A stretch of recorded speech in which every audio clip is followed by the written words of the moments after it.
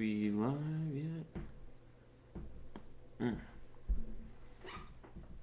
Hello. Good evening, ladies and gentlemen, folks of all walks of life, and welcome to the Burn Casey. Got a fairly quick show to do for you today. I'm feeling a little bit under the weather.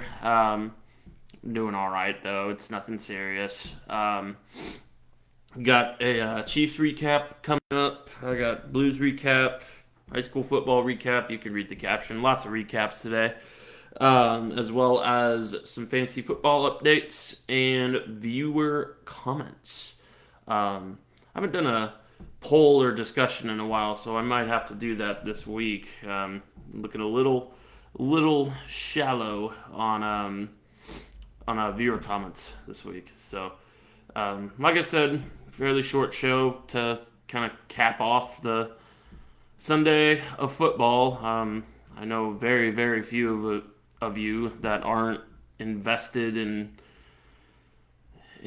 fantasy football, at least. Don't want to watch Cowboys and Buccaneers. I frankly am going to try and stomach my way through it, but with the way my stomach is feeling right now, we'll see.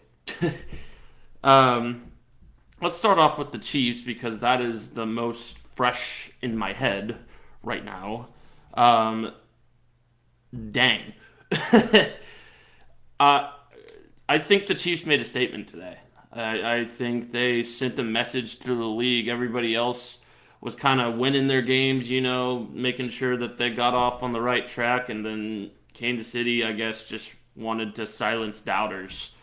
Patrick Mahomes threw for 5 touchdowns. The defense looked really good. I mean, really all the scoring for Arizona that happened in garbage time, except for that one touchdown. I mean, it was a spectacular performance. Isaiah Pacheco looked really good. The defense looked high motor, high energy, just constantly harassing Kyler Murray. It was a great show. It was some of the best Chiefs football I've seen played in a while. And I know the Cardinals have their injuries and they have stuff going on of their own, but I mean that's a team that was 10-2, and then just DeAndre Hopkins being suspended. But again, that team was 10-2 last year through 12 weeks. This was not a team that the Chiefs took lightly. In fact, I think it's a team that the Chiefs kind of put some overkill on.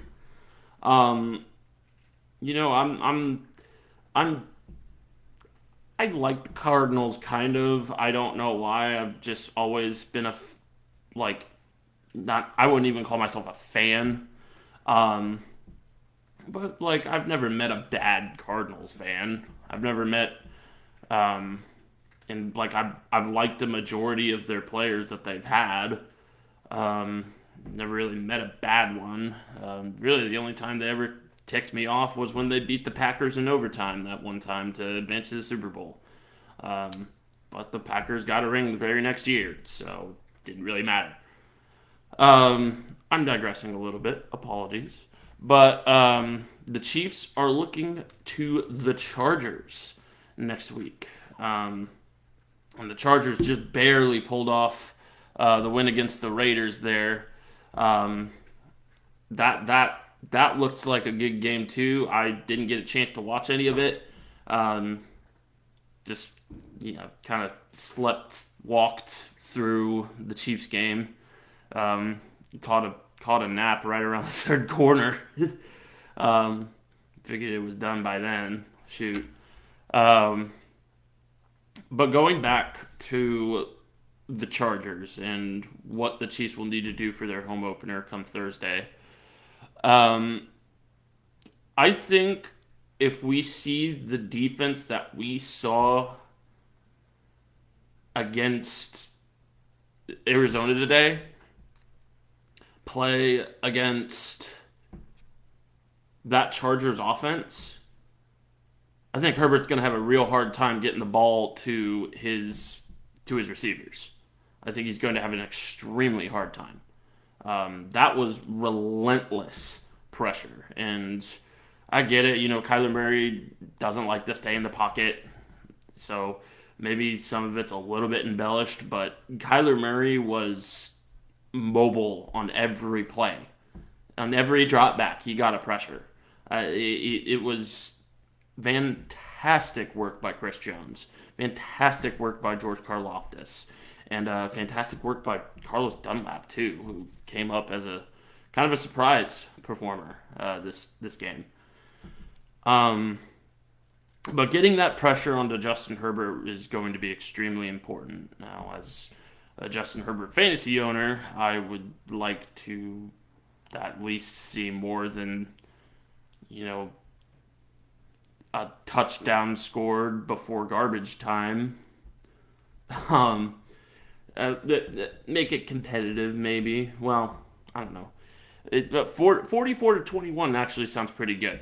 As long as Herbert plays well and the Chargers defense plays like crap, which is probably not going to happen given the fact that the Chargers have a very, very good defense. But Keenan Allen, here's a story. Keenan Allen got injured during this Week 1 matchup against the Raiders. That's the Chargers' number one receiver. That's a big loss for that Chargers offense. I mean, obviously they still have weapons such as Austin Eckler and Mike Williams and there's a couple others that I'm forgetting. Justin Herbert too, obviously.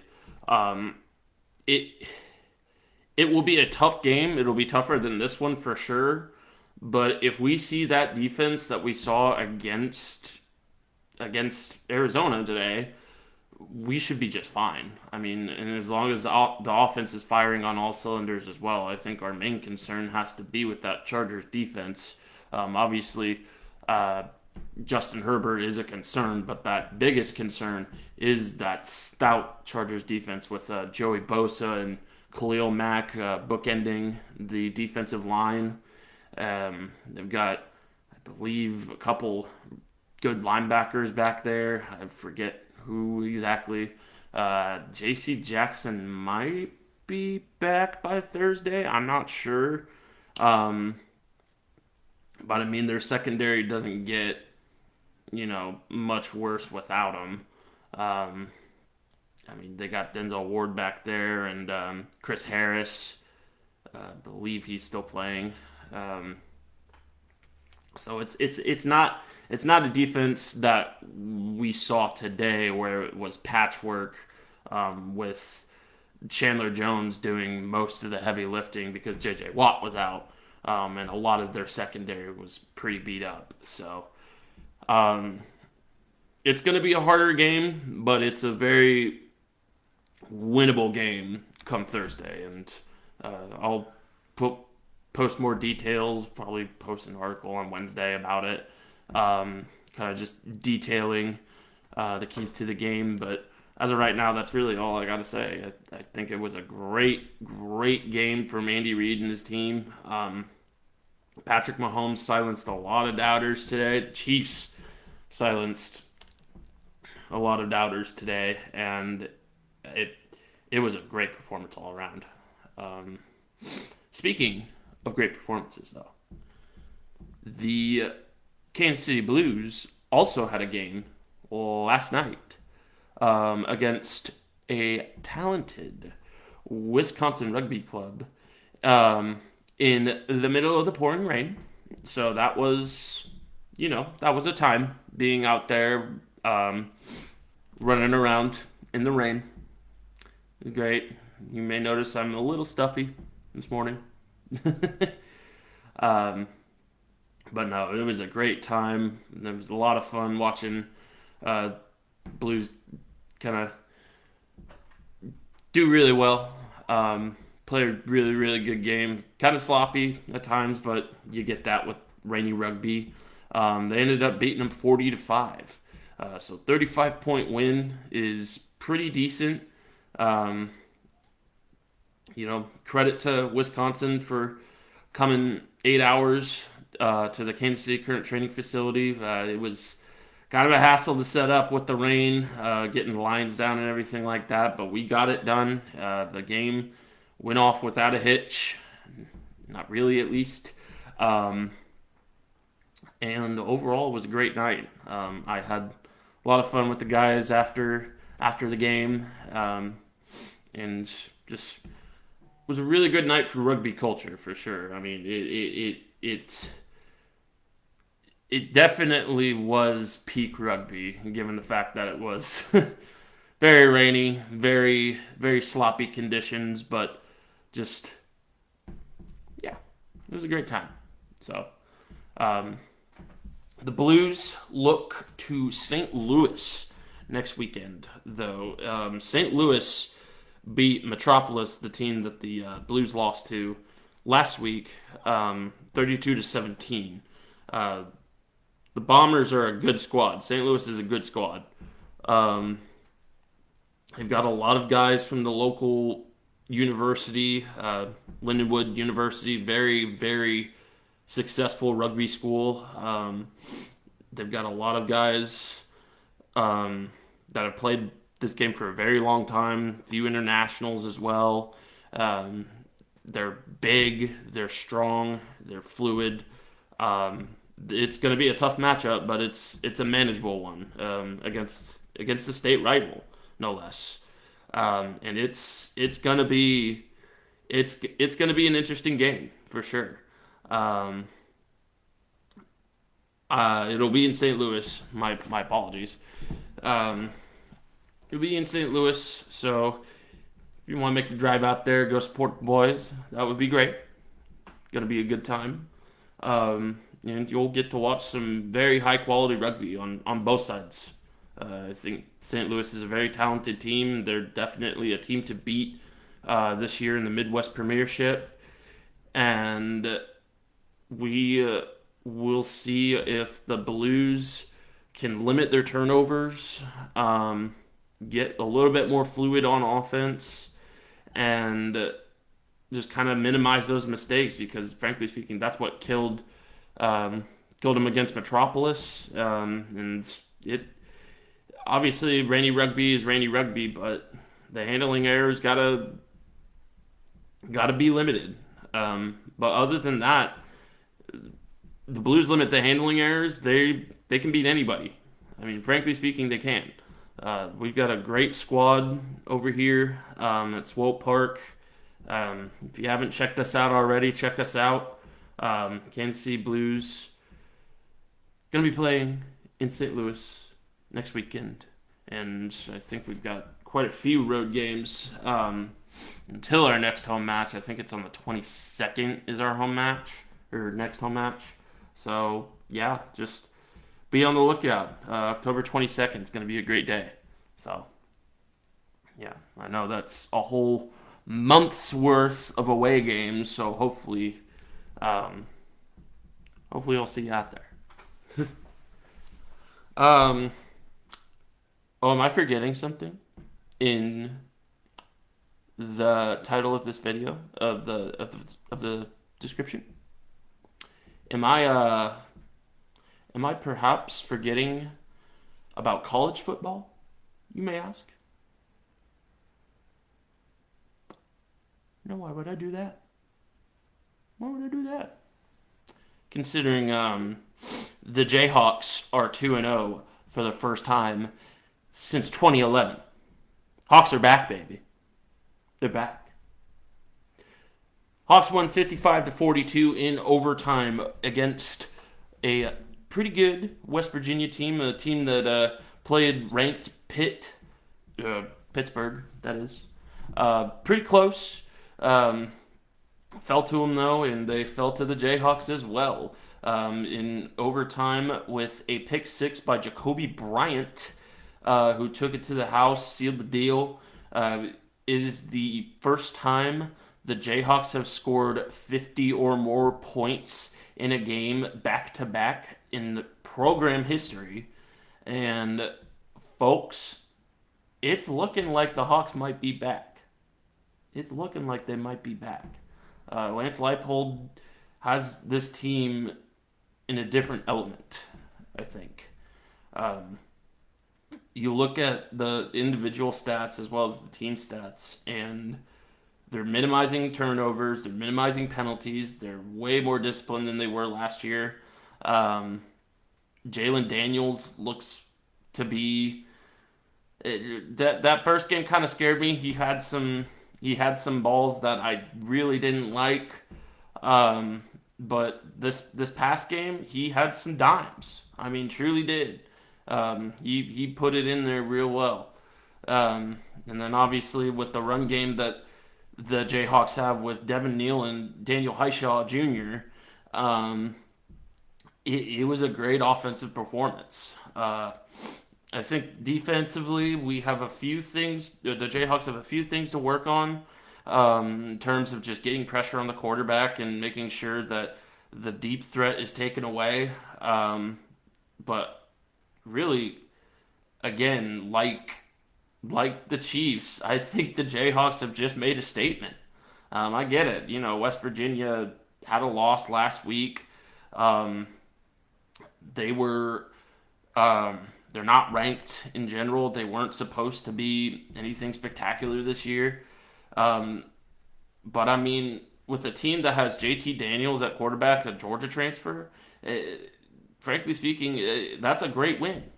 In a team that played until the very final whistle, or until the very final play against Pitt, against a ranked Pitt, and yeah, they're probably not going to be ranked after this week after losing to Tennessee. But I'm trying to water down the Jayhawk victory. I apologize. Um, but the Jayhawks will be playing Houston next. Another team that was now formerly, I'm almost positive, ranked 25th, but they took a loss. So they'll be coming off a loss. It'll be a tough game in Houston. But again, I think it's just another chance for the Jayhawks to prove themselves.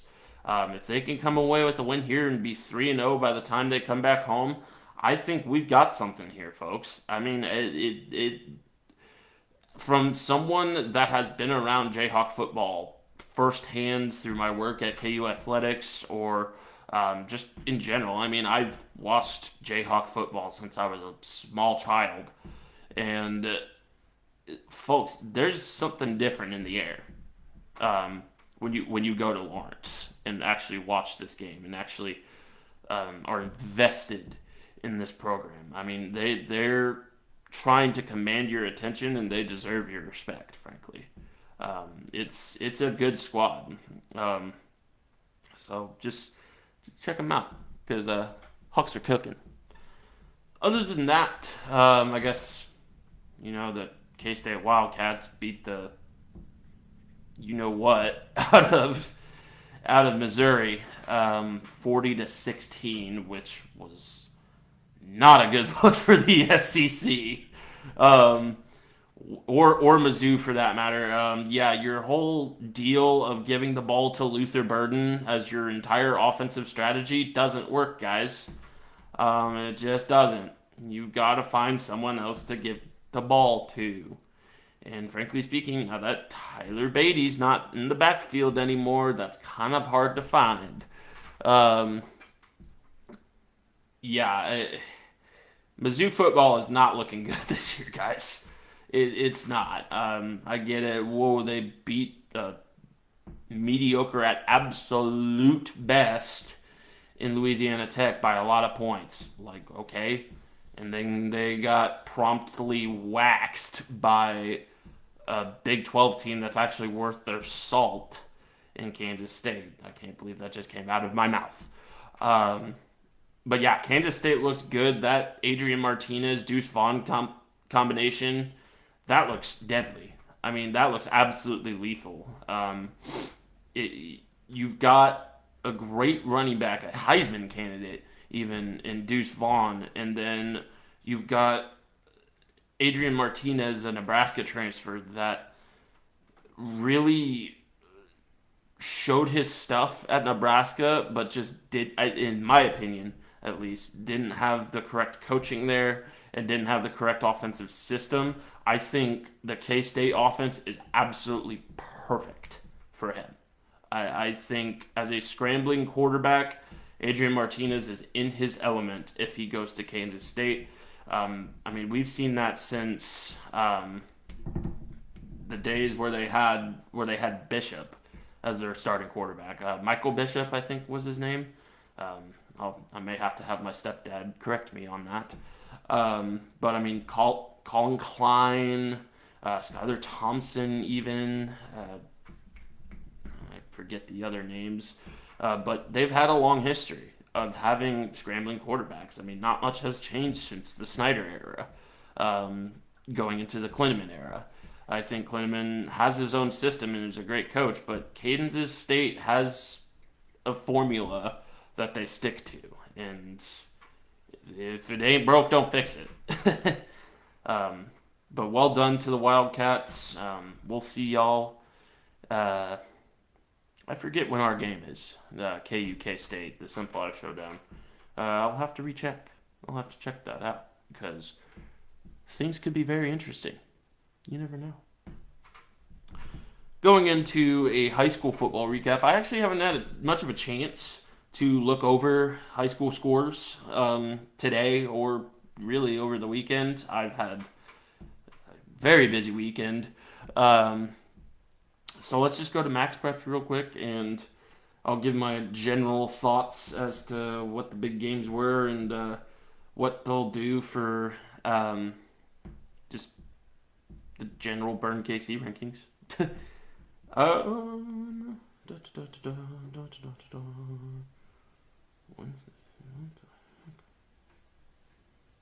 Oh, okay, we're good. All right, got it. Olathe East beat Shawnee Mission East 33-14.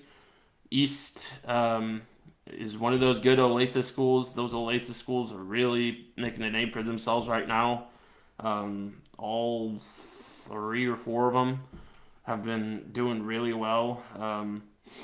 I say that, and then I look at the Shawnee Mission North and Olathe South game. Shawnee Mission North ended up winning 28-21. You can't call it a jinx because it's already happened, folks.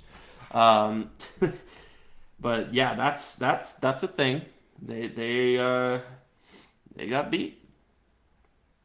That might affect the rankings a little bit because North's been on a tear.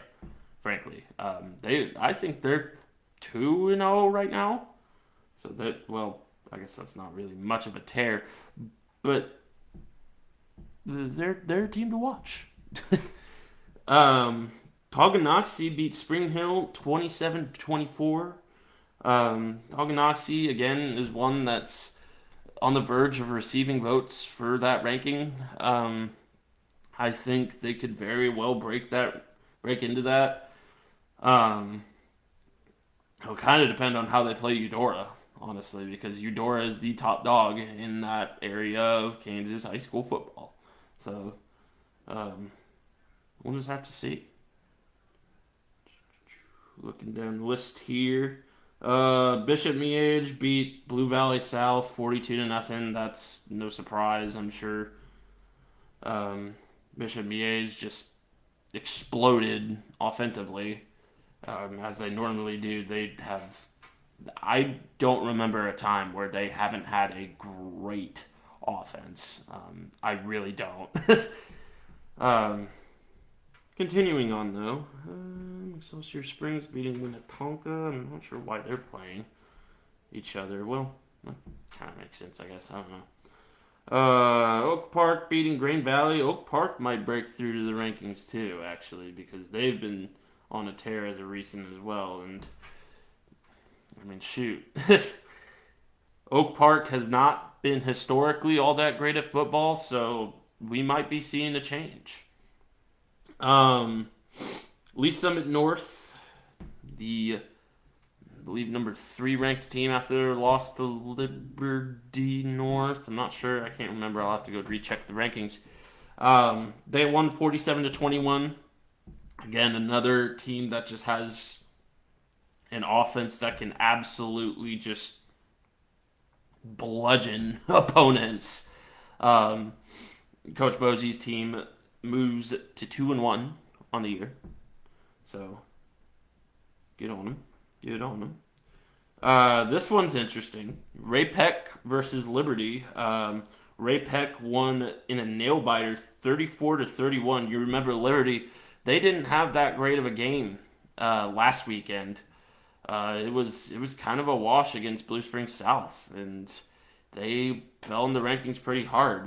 Fortunately, they couldn't get it done again, but they played real well against a very, very, very good Ray Peck team. So props to them. Lee Summit beat Blue Springs. That'll probably help them in the rankings. Baser Linwood beats Piper. That means a couple of teams that are just outside those rankings going up against each other. Looks like Baser might break in. I'll have to do a little bit of math for those rankings. Right down south got beat by Grandview. Ooh, Kearney beat Smithville. That's a big one. I think Kearney going in, that was a litmus test to see if is this Kearney team for real. I think after this, yeah, they're for real. Like I said, they were bouncing back from a lot of stuff that went on during the offseason, and it's good to see them playing real well, and they'll be moving up in the rankings for sure. They might move up pretty high too because Smithville is up there. So, but obviously Smithville will be dropping. 70-58. That's a basketball score. That's Santa Fe and St. Joseph Christian High School. I don't know. SJCHS. Anybody know that school? I don't, unfortunately. DeSoto picked up a loss against Washburn Rural. That'll drop them probably out of the rankings, unfortunately. I know they just got in. So that stinks for them. God, 94-0. I forget how ludicrous small town football is. 63-0. Oh, Blue Springs South beat Park Hill 50-49. That'll probably propel them back into the rankings. That's a big win. That's a really big win for Blue Springs South, whose offense continues to just be really, really good. And they went up against a really, really good offense in Park Hill as well, and they shined. So expect them to move back into the rankings. Park Hill will fall. I don't think they'll fall out. They've been playing really good football. I don't see them losing a spot. They'll probably drop into the late teens, early 20s. Because I think they're like 13th right now, something like that. Liberty North showing their defensive skills against Rockhurst in a 10-7 victory. So Rockhurst played them close. Liberty North is probably top dog in all of Mocan football right now. So they picked up the win. Eudora beating Bonner Springs 55-7. Big time one there. Might move Eudora up a couple spots. St. James got beat by Blue Valley 42-28. That's not really going to shake up the rankings too much. That was kind of supposed to happen. And it was a close game too. Ooh, Platte County beat North Kansas City. That might switch them in the rankings. I was a North Kansas City guy. I liked North Kansas City's chances. I moved them up in the poll, and after that loss, well, I'm gonna have to move them back down. Such is the wild, wild world of high school football.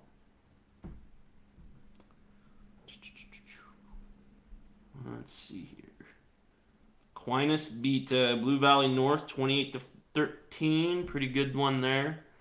Um, I'm going to cover a couple more games before I move on. Don't want to drag this out too long. Olathe North beat Shawnee Mission Northwest 49-35. I feel like that's the first time I've seen Shawnee Mission Northwest in these max prep schedules. Like they are non-existent for some reason. Um, Mill Valley beat Shawnee Mission West 65-7. Goodness. Yeah, Mill Valley's for real too, guys. They're not a team to be trifled with. Wow, Ruskin beat Wyandotte 41-6. That's not something you see from Ruskin every day. Good on you, Ruskin. And to see that program's improving since I went to high school.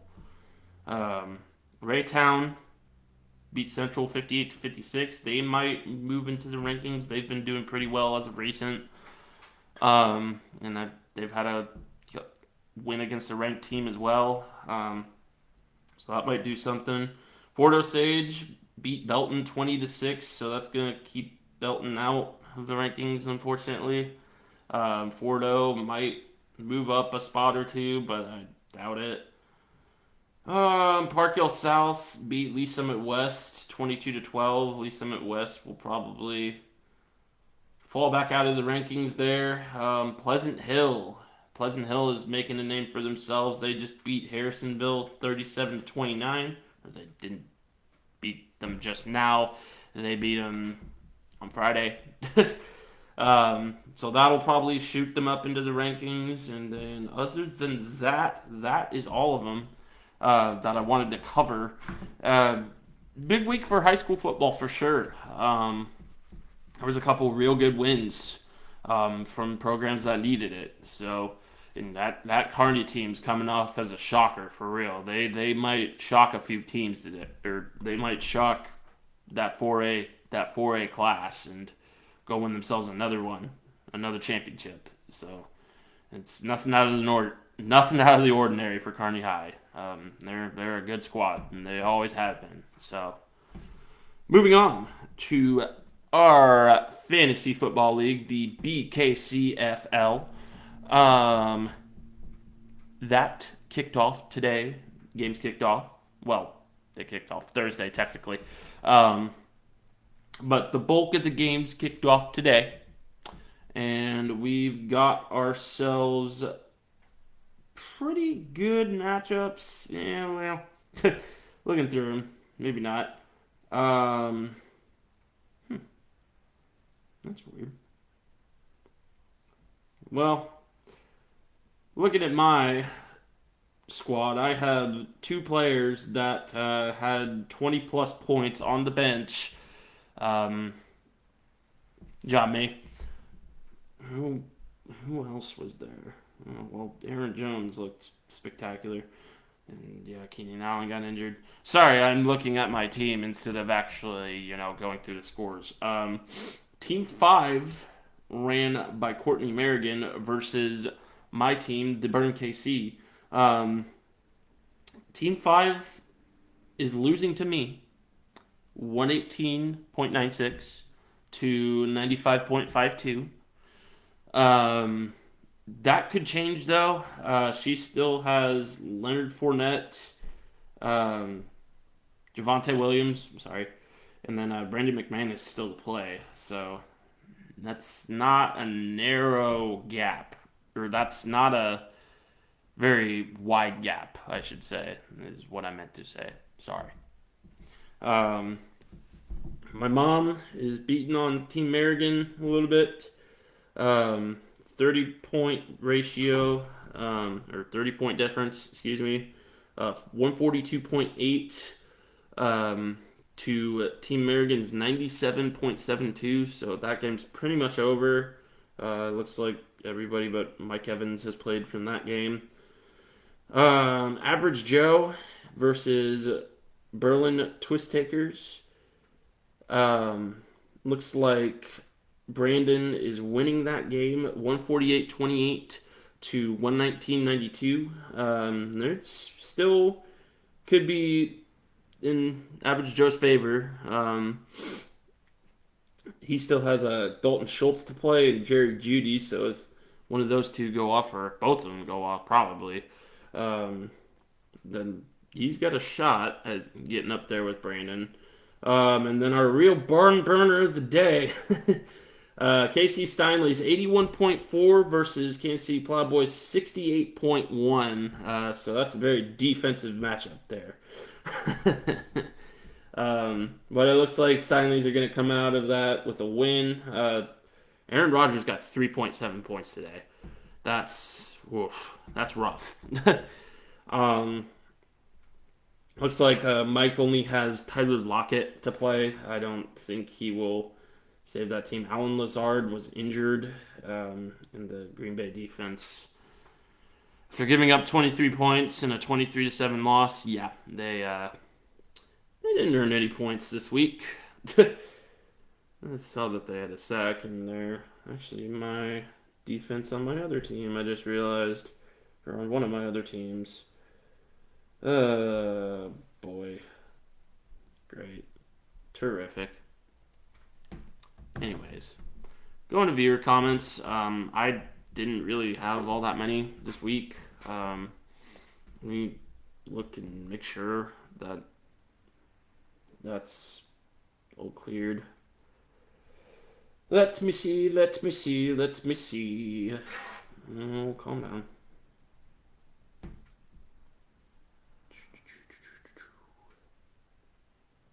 Okay.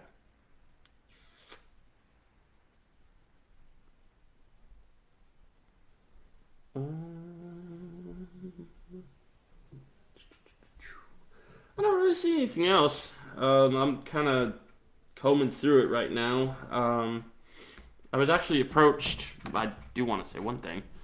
I was actually approached last night by my friend Ross, who is interested in perhaps making this a joint effort, or at least having some sort of podcast going on.